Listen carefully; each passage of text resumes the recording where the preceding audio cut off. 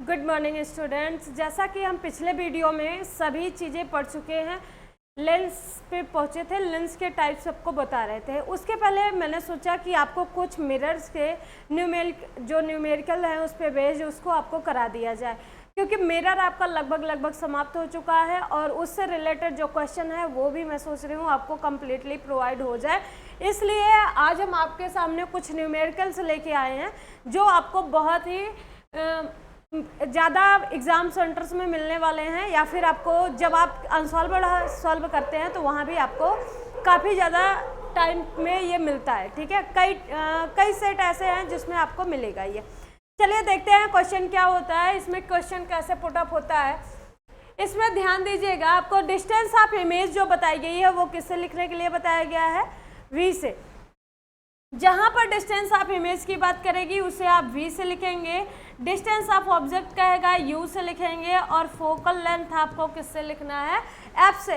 इन सभी को आप स्मॉल लेटर से लिखेंगे। ऐसा क्यों है, क्योंकि आपको सभी लेटर्स के बारे में बताया गया कि अगर ये कैपिटल भी हो जाएगा तो ये विभव बताना लगेगा, वोल्टेज होता है, और अगर U कैपिटल हो गया तो ये यूनियन बताने लगता है, और लास्ट में अगर F कैपिटल हो गया तो ये प्रिंसिपल फोकस बताने लगता है। इसलिए हम कहते हैं कि जितने भी डिनोशंस आपको जिस तरह से बताए गए हैं आप उसी तरह के डिनोशंस का यूज़ कीजिए। ठीक है, अगर आप ऐसे डिनोशंस का यूज़ नहीं करते हैं तो वहाँ पर आपके क्वेश्चन रॉन्ग हो जाते हैं। समझ में आ रहा, क्योंकि फिजिक्स की दुनिया बहुत बड़ी है और उसमें हर डिनोशन का अपना एक सेंस है, तो इसलिए डिनोशंस को चेंज आप नहीं करेंगे। चलिए क्वेश्चन का पहला क्वेश्चन क्या है, लिखा है an object 5 centimetre is placed. एक वस्तु है, जैसे मान लो ये कोई भी दर्पण है। अभी हमें दर्पण के बारे में पता नहीं है कि कौन सा दर्पण है, दर्पण के बारे में हमें पता नहीं है कि ये कौन सा दर्पण है, तो उसके लिए हम क्या करेंगे, सिर्फ और सिर्फ एक दर्पण बना रहे हैं अभी। अगर ये दर्पण कॉनकेव होगा तो हम कॉनकेव बनाएंगे, अगर ये कॉन्वेक्स होगा तो हम कॉन्वेक्स बना लेंगे। ठीक है, अभी फिलहाल देखते हैं। कहता है कि एन ऑब्जेक्ट मतलब कोई एक वस्तु है जो कितनी दूरी पर रखी गई है, 5 सेंटीमीटर पर प्लेस की गई है, at a distance of 20 centimetre in front of convex mirror. कह रहा है जो ऑब्जेक्ट है उसकी लेंथ, मान लो ये ऑब्जेक्ट है हमारा, और ऑब्जेक्ट की ये जो लेंथ है, ये वाली लेंथ का मतलब लंबाई, वस्तु की लंबाई कितनी है, 5 सेंटीमीटर। एक वस्तु है जो दर्पण से कुछ ही दूरी पर रखी गई है, उसकी बात नहीं करते हैं, 20 सेंटीमीटर दिया गया है। आपको कह रहा है दर्पण से जो दूरी पर वस्तु रखी गई है उसकी जो लंबाई है वो कितनी है, 5 सेंटीमीटर है। अब कह रहा है कि ये वस्तु जो रखी गई है, मान लो ये कोई कैंडल ही है, अगर ये रखी गई है तो ये मिरर से कितनी दूरी पर रखी गई है, तो मिरर से कितनी दूरी पर है, 20 सेंटीमीटर पर है। तो हमने इसको मिरर से नापा तो ये जो डिस्टेंस दे रखी थी वो कितनी सेंटीमीटर की थी, 20 सेंटीमीटर की डिस्टेंस पर ऑब्जेक्ट को रखा गया था। ऑब्जेक्ट की लेंथ कितनी है, 5 सेंटीमीटर। क्लियर हो रहा है। अब इसके बाद कह रहा है एक कॉन्वेक्स मिरर, मिरर कौन सा है, कॉन्वेक्स है। अब बातें आ गई समझ में ना कि मिरर कैसा है, हमारा कॉन्वेक्स मिरर है। कॉन्वेक्स मिरर का मतलब क्या होता है, उत्तल दर्पण है। कैसा दर्पण है, उत्तल दर्पण है। और उत्तल दर्पण में जो परावर्तन होता है, रिफ्लेक्शन होता है, वो किस साइड से होता है, उभरे हुए तल से होता है। इसका मतलब हमारा कौन सा तल कलई होता है, हाँ कौन सा तल तक कलई होता है, ये दबा हुआ तल कलई होता है। तो इस साइड हम ऑब्जेक्ट रख ही नहीं सकते तो हम इसको पलट देते हैं। ठीक है, पलट देंगे तो ये जब मिरर पलटेगा तो यहाँ पर क्या हो जाएगा, कुछ ऐसा ही मिरर बनेगा, और फिर यहाँ पर देखिए इस साइड पे आप क्या कर दीजिए, पॉलिश कर दीजिए। दबे हुए तल पे पॉलिश हो गया तो उभरे हुए तल पे अपने आप क्या हो जाएगा, रिफ्लेक्शन हो गया। ये हमने क्या बनाया है, कॉन्वेक्स मिरर बनाया है। कॉन्वेक्स मिरर से 20 सेंटीमीटर पर एक ऑब्जेक्ट रखी थी जिसकी लेंथ है 5 सेंटीमीटर। क्लियर हो रहा है। इसके बाद कह रहा है convex mirror of radius of curvature 30 centimetre. इस जो कॉन्वेक्स मिरर है उसका radius of curvature, radius of curvature किसको कहते हैं, वक्रता केंद्र को।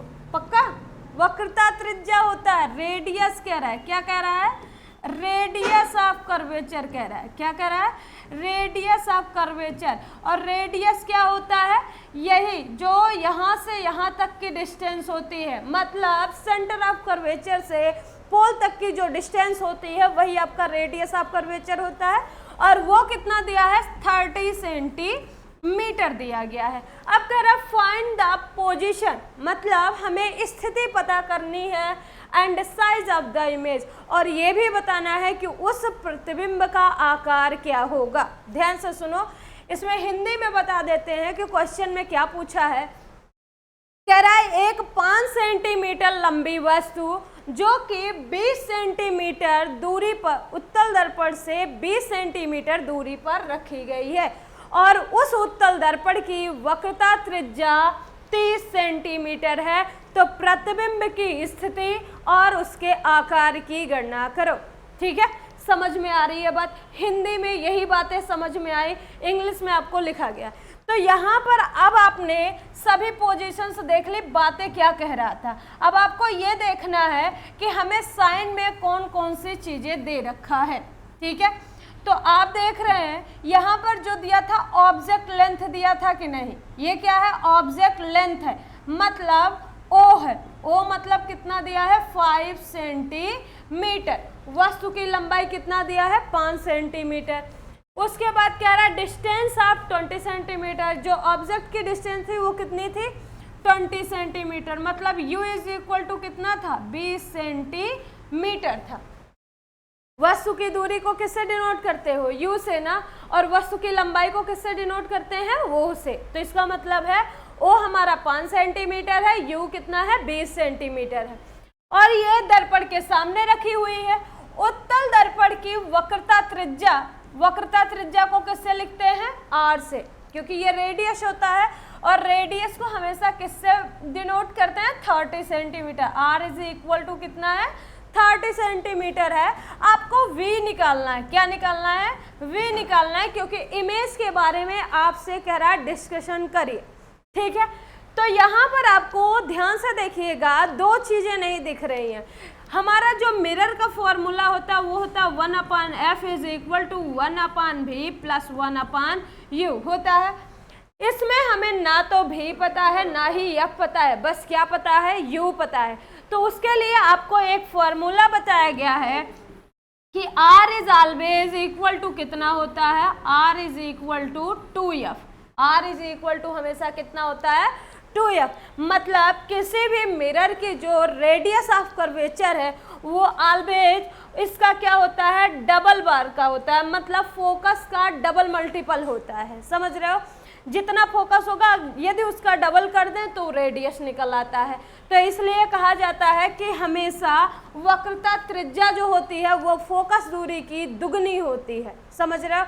या फिर आप इनकेस कह सकते हो f is equal to r/2। हमारी फोकस दूरी जो होती है वो वक्रता त्रिज्या की आधी होती है। फोकस दूरी क्या होती है? वक्रता त्रिज्या की आधी होती है।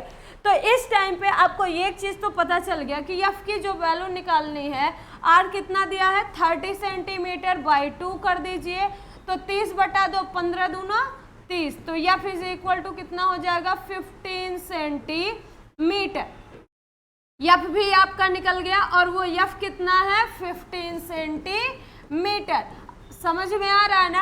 r is equal to r is equal to 2f होता है, और f is equal to r/2 होता है। ऐसा क्यों? क्योंकि ये इसका 2 गुना होता है। समझ में आया? फिगर के थ्रू भी आपको समझाया था कि कैसे ये 2 गुना होता है। ठीक है, तो यहाँ से अब हमारा f भी निकल गया है, u भी निकल गया। अब हम आसानी से v निकाल सकते हैं कि नहीं?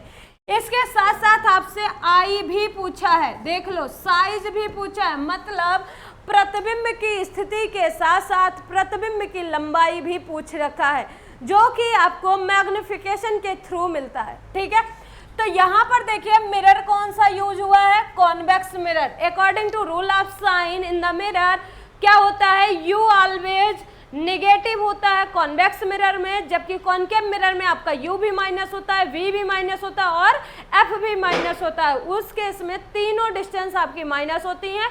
कॉन्वेक्स में ओनली आपका क्या माइनस होता है?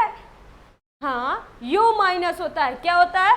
तो हम यहाँ पर इसके सामने क्या लगा देंगे, माइनस लगा देंगे। ऑब्जेक्ट की लेंथ कभी भी माइनस में नहीं लिखी जाती है, या फिर इमेज की लेंथ भी आपकी माइनस में नहीं लिखी जाएगी, ठीक है।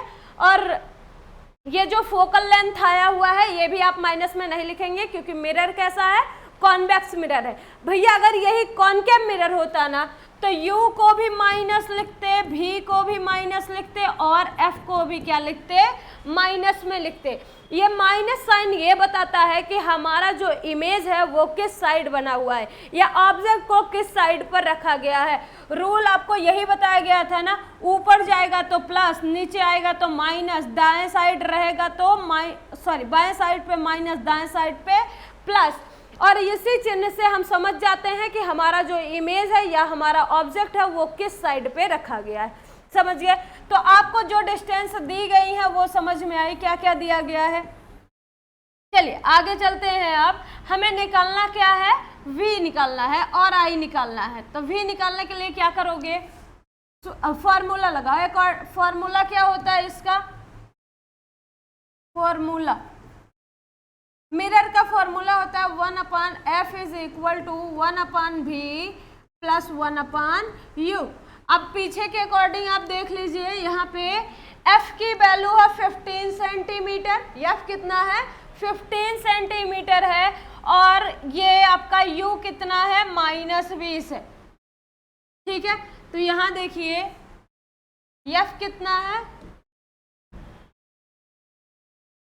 1/f is equal to 1/v plus 1/u।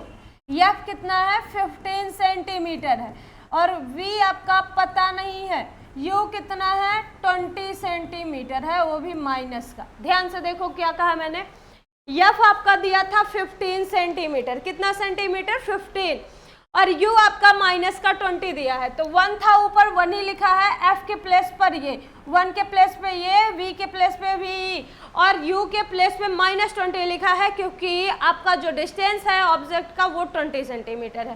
Clear हुआ? तो 1/15 इज इक्वल टू 1/v। अच्छा, plus according to rule of sign ये क्या होता है, फैक्ट के according plus into plus is equal to plus, minus into minus is equal to plus, minus into plus is equal to minus, minus plus into minus is equal to minus. ये होता है, ये fact rule आप समझते हैं ना। तो उसके अकॉर्डिंग प्लस और ये माइनस मिलकर क्या देगा, माइनस। 1/ कितना हो गया 20 हो गया, ठीक है। अब हम करेंगे इसके टर्म को एक साइड से दूसरे साइड में, मतलब पक्षांतर करेंगे, टर्म का डिफरेंस करेंगे। तो ये क्या होगा, माइनस का 20 है, इधर लाएंगे क्योंकि हमें इसकी वैल्यू फाइंड आउट करनी है। अगर ये इस साइड होता तो हम इसको इस साइड लेके आते, इसको करने से आपको कंफ्यूजन हो रही है। देखो, जो राशि आपको निकालनी होती है उस तरफ की गिनतियां आप दूसरी तरफ ले जाते हो, या फिर आप कह सकते हो कि सेम डिजिट्स को एक साइड किया जाता है, अलजेब्रिक डिजिट को एक साइड। देखो, अरिथमेटिक वैल्यू ये भी है, अरिथमेटिक वैल्यू ये भी है, दोनों एक साइड कर लो। ये अलजेब्रिक वैल्यू दिख रही है ना, इसको एक साइड कर दो, ये भी कह सकते हो आप, समझ रहे हो। तो यहाँ पर 1/15 है ना, अब यहाँ से 1/20 ले आओ, 1/15 माइनस 1/20 है तो इसको प्लस 1/20 कर देंगे, क्योंकि माइनस जो है वो अदर साइड में आने पर क्या हो जाएगा, प्लस हो जाएगा, ठीक है। उसके बाद आप लिखेंगे 1/v, ठीक है। अब इसके बाद देखिए 1/v को यहाँ पर लिखे ही रहिए, और यहाँ पर दो टाइप्स है, एक तो है आप सीधा डायरेक्ट मल्टीप्लाई कर लीजिए 15 और 20 का, और दूसरा है आप एलसीएम निकाल लो। तो एलसीएम निकालेंगे 15 और 20 का कितना आएगा 3, 2 से डिवाइड करो 15 10, और इसका हो जाएगा 15 2 5 जा 10, 3 5 जा 15 और 5। जब इसका एलसीएम निकाले 5 3 जा 15, 15 2 जा 30, 30 2 जा 60। एक तो यहाँ 60 आ सकता है, और दूसरा क्या आ सकता है, जब आप 15 इंटू 20 करेंगे तो वहाँ 300 भी आता है। दोनों साइड्स में आपको दिखा देंगे, पहले आप इसको एलसीएम मेथड से देख लो। तो अब हम क्या करते हैं, इस 15 को 60 में डिवाइड करते हैं, 15 से 60 में डिवाइड करते हैं, कितनी बार जाता है 4 बार जाता है। ये जितनी बार जाएगा ना उसको ऊपर वाले से मल्टीप्लाई कर दो, समझ रहे हो।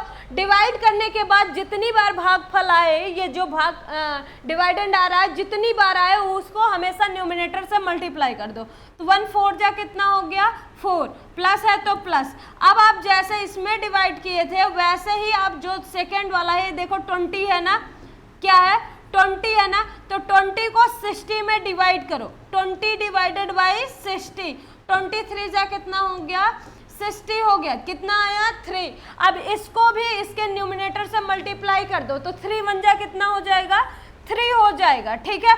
और इसके बाद अब क्या करेंगे, जो वैल्यूज हैं उनको इंक्लूड कर लो, 4 3 कितना हो जाएगा 7/60 हो जाएगा, इज इक्वल टू 1/v। तो v इज इक्वल टू क्या हो जाएगा 60/7। ऐसा क्यों होता है, देखो यहाँ 7/60 है, 1/v है, तो जब आप कहेंगे इसका उल्टा करेंगे क्या होगा, v ऊपर करें, b को क्या कर दे ऊपर, 1 को नीचे करेंगे, तो यहाँ भी तो 60 ऊपर होगा और 7 क्या हो जाएगा नीचे हो जाएगा। और v को 1 से डिवाइड कर देंगे तो कोई मतलब नहीं, इसलिए v is equal to 60 by क्या हो जाएगा 7 हो जाएगा। आप इसको डेसिमल नंबर में भी लिख सकते हैं डिवाइड करने के बाद। तो जब आप इसको डिवाइड करेंगे तो कितना आएगा देख लो,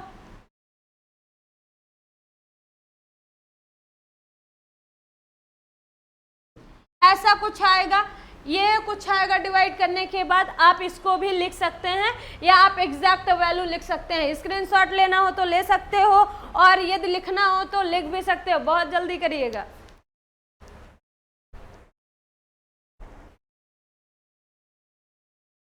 हाँ, तो आगे क्या कह रहे थे, अब हमारा v निकल चुका है ना, v निकल गया है, तो इसके बाद हम तुरंत क्या निकालेंगे, i की वैल्यू निकाल लेंगे। और i की वैल्यू कैसे निकालेंगे, यहाँ पर देखिएगा i कैसे निकलता है, आपको पता है अकॉर्डिंग टू मिरर जो आपका लीनियर मैग्निफिकेशन होता है, m is equal to I by O is equal to minus v by u होता है कि नहीं होता है, मिरर में ऐसा ही होता है। तो यहाँ पर देखिए m इज इक्वल टू आई आपको निकालना है, आई क्या करना है निकालना है, तो आई निकालना है, आई को लिख दो। ऑब्जेक्ट की लेंथ कितनी थी 5 सेंटीमीटर ना, कितनी सेंटीमीटर थी 5 सेंटीमीटर थी ना, और इक्वल टू लगाओ, माइनस है तो माइनस, v की वैल्यू कितनी आई है 60/7, तो यहाँ पर माइनस 60 बाई क्या कर दो 7, और पूरे का अपान u कितना था आपका 20 सेंटीमीटर,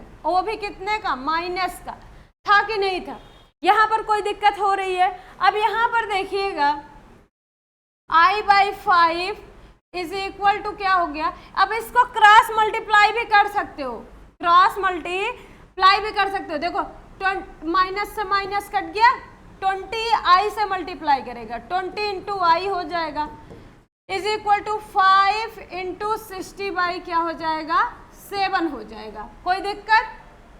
तो यहाँ पर देखिएगा i इज इक्वल टू क्या होगा 5 इंटू 60 बाई 20 इंटू 7 हो जाएगा कि नहीं हो जाएगा, हो जाएगा। तो यहाँ पर देखिए 21 जा 20, 23 जा क्या हो जाएगा 60, i इज इक्वल टू 5 3 जा कितना होगा 15/7, और जब डिवाइड करोगे इतना सेंटीमीटर आएगा, ठीक है। दिक्कत हो तो बताओ, यहाँ कोई दिक्कत हो तो बताओ।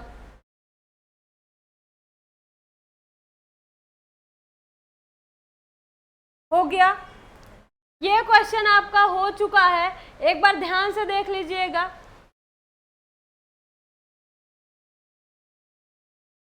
चलो अगले क्वेश्चन पर पढ़ते हैं। अगला क्वेश्चन हमारा क्या है,